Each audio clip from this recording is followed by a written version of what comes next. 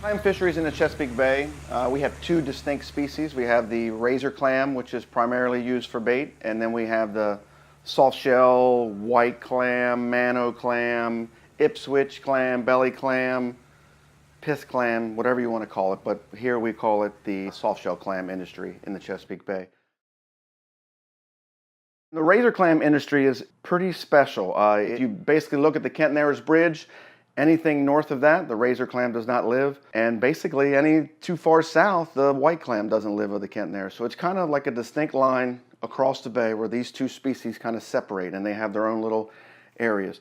The actual razor clam, and that's what I'll talk about first, is primarily and solely used for bait here in the Chesapeake Bay. It's a very viable industry right here in the Chesapeake Bay. It's little known, not many people know about it because it's not something that you're going to eat every day. It's something that you're just going to see strictly for bait. Now the white clam industry is totally different in the sense that in the Chesapeake Bay, the white clam is the southernmost area that actually this product lives on the entire East Coast. It's primarily found in Cape Cod, Boston, Maine, Canada, and you don't find it any farther south than here in this mid-bay region. We have a biomass of product here. We're continuing having sets every year, and there's a future into it. With that being said, too, is that our clams here in the Chesapeake Bay have so much food resource to eat. These clams, the algae that they love, these clams are always fat. They're always fatter than what their counterparts in New England would be. So they're desired from a shucking standpoint. So for both the razor clam and the white clam industry, there's one method of harvest, and that is a hydraulic escalator dredge, which is a approximately 35 to 40 foot long conveyor belt. The waterman lowers that dredge down, the front part of the dredge, into the bottom itself, where that dredge actually goes into the bottom and has a cutting plate on it where the plate cuts into the bottom.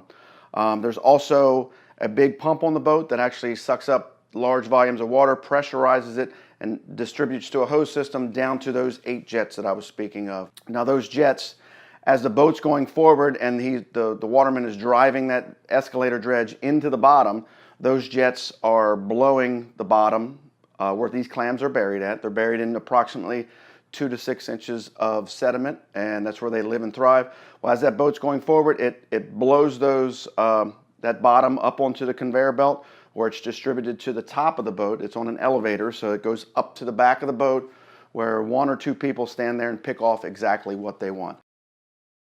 Now, various items come up with that. I mean, occasionally you'll find all kinds of horseshoe crabs and fish and regular crabs and, you know, big clams, small clams, a lot of items that you don't want, but you just pick off exactly what you do want, and the rest go overboard, settles back into the bottom until it comes back up again. Once it's harvested, it's sent either to a facility here in Maryland where it's shucked and canned, and that shucked meat is sent north, or it actually goes to shucking houses in Boston and Canada and other areas in New England where they'll actually process it there.